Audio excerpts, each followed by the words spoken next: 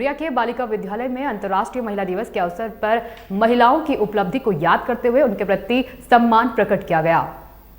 गया जिला मुख्यालय से करीब 90 किलोमीटर दूर नक्सल प्रभावित क्षेत्र के डुमरिया प्रखंड के कस्तूरबा गांधी बालिका विद्यालय मेकरा में वार्डन पद पर स्थापित अनुराधा सिंह ने अंतर्राष्ट्रीय महिला दिवस पर बताया कि जिस प्रकार सरकार महिलाओं की सांस्कृतिक, राजनीतिक और सामाजिक आर्थिक उपलब्धियों को बढ़ावा देने के लिए काम किया है। आज डुमरिया प्रखंड में महिलाओं का योगदान सामने है, जो डुमरिया प्रखंड को महिला चला रही है। जहाँ डुमरिया की बीडीओ महिला, बीईओ महिला है। इससे प्रतीत होता है कि वाकई अंतर्राष्ट्रीय महिला दिवस डुमरिया प्रखंड पर सूट कर रहा है। बता दें कि अंतर्राष्ट्रीय महिला दिवस पर महिलाओं व उनकी उपलब्धियों के प्रति सम्मान प्रकट कर उन्हें प्रोत्साहित किया जाता है। साथ ही भेदभाव मिटाकर समानता के बीच उनके अधिकारों की बात की जाती है। आज मेकरा में अनुराधा सिंह वार्डन की बात करें तो वे उस समय से डुमरिया में सेवा दे रही हैं जब डुमरिया में नक्सलियों का वर्चस्व था, तब विद्यालय के आसपास बम ब्लास्ट होते थे। पुलिस और नक्सलियों के बीच मुठभेड़ होते रहते थे। पुलिस छकरबंदा, पननवा, टांड, नबीगढ़, बहराम, मोहनलिया, कोकड़ा और मोनबार जैसे जंगलों में जाकर ग्रामीण अभिभावक को प्रोत्साहित कर शिक्षा के लिए प्रेरित कर जंगल के गाँव से बच्चियों को लाकर शिक्षा देती है, जिससे आज जंगल क्षेत्र की लड़कियां शिक्षित हो पाई हैं। इनकी जज्बे और हिम्मत को क्रांतिकारी सलाम है।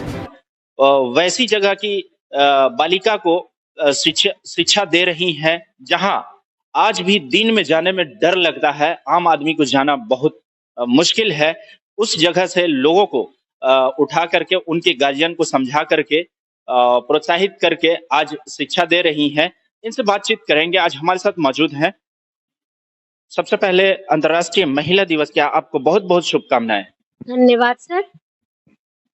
क्या कहेंगी कुछ महिला दिवस पर पहले हम बात करते हैं कि महिला दिवस पर क्या जी, आज महिला दिवस एक महोत्सव के रूप में हम लोग कई सालों से मनाने लगे हैं और बहुत धूमधाम से हम लोग मनाते हैं। आज अभी तो हमारा जो मेनू था वो मेनू हम बालिकाओं को भी दे रहे हैं, परंतु शाम का मेनू में हम इन लोगों को अच्छा से खीर, पूड़ी, सब्जी वगैरह खिलाएंगे और एक नुक्कड़ नाटक का भी प्रोग्राम करेंगे। तो महिलाएं हमारे समाज में, महिला जब शिक्षित हो जाती है, महिला जब जागरूक हो जाती है तो पूरा एक घर, एक समाज बन जाता है। वो अपने आजू बाजू के भी लोगों को मदद कर करके आगे निकालती हैं और हम संबल हो जाते हैं, सशक्त हो जाते हैं। कब से यहाँ पर आप तैनात हैं? हम सितंबर 2007 से डुमरिया में हमको मौका मिला इन बालिका शिक्षा पर जोर देने का और इसको आगे बढ़ाने का। जी, उस टाइम में पूरा नक्सली का वर्चस्व रहता था। किस तरीके से बिल्डिंग भी ब्लास्ट की जाती थी, स्कूल को जहां तहां क्षतिग्रस्त भी कर दिया गया है, जो आपके सामने है। कई बार यहाँ पे बम की भी आवाज आती होगी, तो किस तरीके से उस समय में आप रहती? हाँ, उस समय में तो ऐसा था कि जब 15 अगस्त या 26 जनवरी को झंडा तोलन होता था, ठीक उसके रात में ही काला झंडा फहराया जाता था। तब हम तो रहे नहीं थे गांव में, दहशत तो होता था भाई, और बोलते थे लोग कि इस झंडा को उतारना नहीं है, लाल सलाम जिंदाबाद।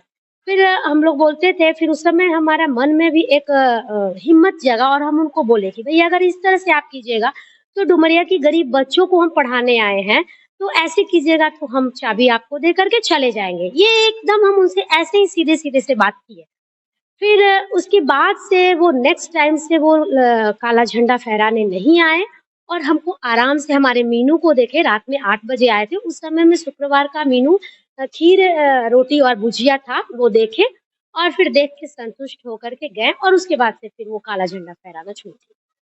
जहाँ एक जंगल की और यहाँ पे ज्यादा माना जाता है कि छकरबंदा की तरफ हो या नबीगढ़ की तरफ हो, भोक्ता समाज। दहशत तो होता था भाई, और बोलते भी थे लोग कि इस झंडा को उतारना नहीं है, लाल सलाम जिंदाबाद।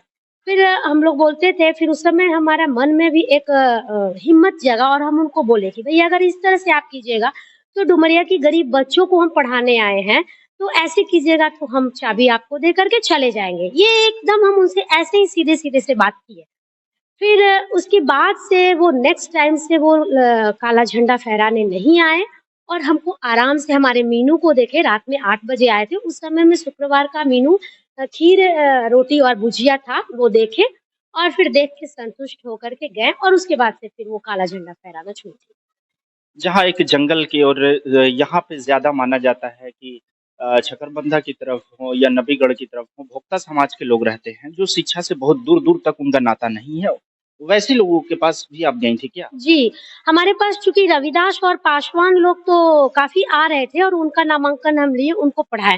फिर हमको एकाएक समझ में आया कि नहीं, अब ये लोग तो जागरूक हो गए, हमको अब भूइयाँ और भोक्ता, ख़ास करके भोक्ता जंगल में रहते हैं, तो उनके समाज की बच्चियों को हमको जागरूक करना है। तो उसी ख़्याल से हम एक दिन पननमा टार के लिए निकले। वहीं की कुछ बच्चियों को 3-4 बच्ची, उस समय मंजू, कौशल्या ऐसी बच्चियाँ थी, उनको लेके ही गए कि उन बच्चियों के साथ हम जाएँगे तो शायद हम सुरक्षित भी रहेंगे। और मोबाइल-वोबाइल हम यहीं पे छोड़ के गए ताकि किसी तरह का उन लोगों को भी अनसेफ ना हो। और वहाँ पे गए, वहाँ पे हम नाइट स्टे किए और उन सारे अभिभावक वहाँ पे एकत्रित कर के और हम 2008-9 सत्र में वहाँ से हम 12-13 बालिकाओं को लेकर के आए और फिर धीरे-धीरे उस भोक्ता समाज की बच्चियाँ और वो समाज बहुत अच्छे भी है। हमको लगा कि वो समाज बहुत अच्छा है और बहुत ईमानदार है और उन समाज के साथ आज हम काम कर रहे हैं। महिलाएं कुछ घर से नहीं निकलती हैं, आज अंतर्राष्ट्रीय दिवस है, आपसे बात करने का मौका मिला। तो क्या कहेंगे वैसी महिलाओं को, क्या संदेश देना चाहेंगी हमारे चैनल के माध्यम से कि वैसी महिला जो घर से नहीं निकलती हैं, उनके अंदर बहुत सारी रुचियाँ रहती हैं, बहुत सारे आर्ट हैं, उनके अंदर कला है, लेकिन वो नहीं कर पाती हैं किसी कारण से, तो वैसी महिला को क्या कहेंगी?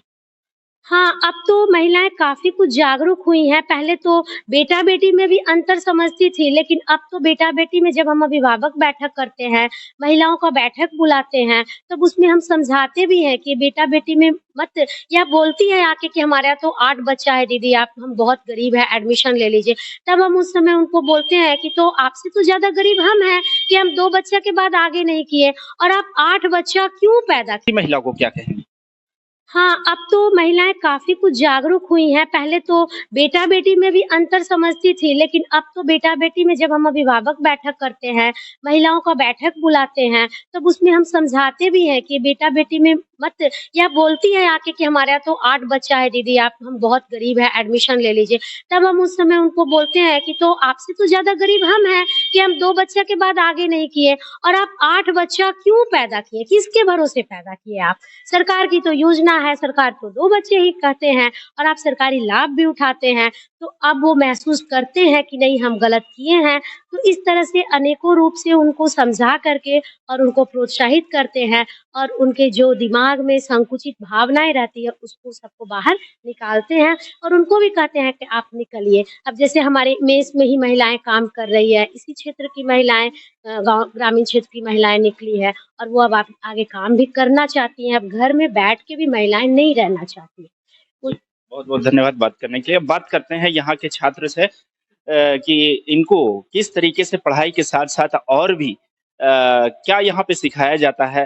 क्योंकि जो कस्तूरबा गांधी विद्यालय है, उसमें कराटे का भी माना जाता है और भी कई कलाएँ जैसे डांस वगैरह हो, सांस्कृतिक कार्यक्रम के लिए भी प्रोत्साहित किया जाता है। बात करेंगे यहाँ पे कुछ गर्ल्स हैं, उनसे बात करते हैं। क्या कहेंगी? किस तरीके से यहाँ पे रहती हैं? अच्छा से रहते हैं। खाना वगैरह में कोई दिक्कत? नहीं, क्या-क्या सिखाया जाता है पढ़ाई के अलावा? डांस, नुक्कड़, नौटा अथी रस्सी-वस्सी सब कुछ कराटे खेलते हैं। मैम का व्यवहार आप लोग के साथ कैसा है? अच्छा, क्या आप लगता है कि जो मैम आप लोग को शिक्षा दे रही हैं, वैसे कभी आप ऐसे माहौल में आ सकती थी? उम, एक जी, नाम बता दीजिए। अमृता कुमारी। क्या कहेंगी आप? बोलिए, बोलिए। ठीक है, बोलिए, क्या कहेंगी? कैसा क्या बना था? सब्जी, चावल, दाल, सलाद। जी, क्या डेली इस तरीके से खाना मिलता है? Yes sir.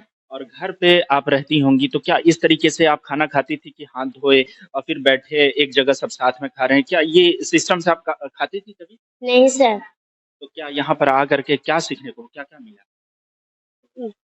शिक्षा को मिला हम लोग अच्छा-अच्छा चीज़ सीखे। और लोगों को और लड़कियों को क्या कहना चाहेंगी कि वो भी यहाँ पे आएँ?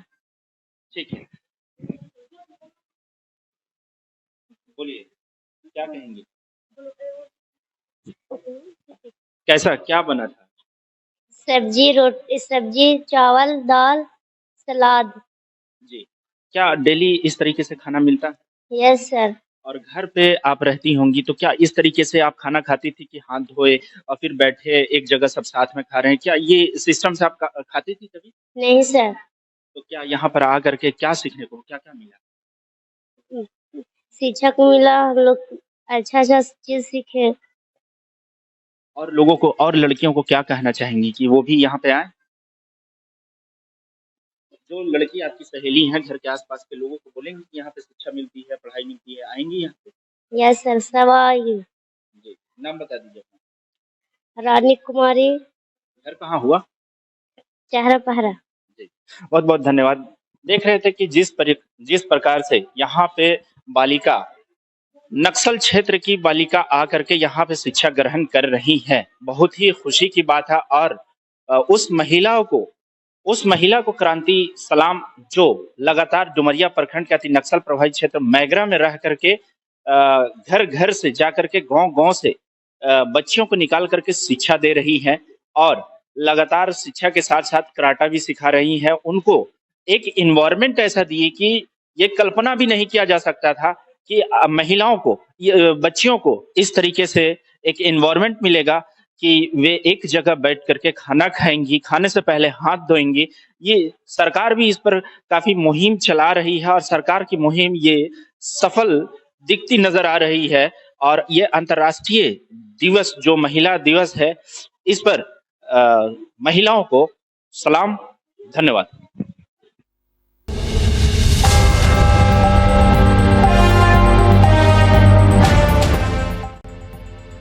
हम हैं एक्सप्रेस न्यूज़ भारत। आइए हमारे साथ जुड़ने के लिए संपर्क करें।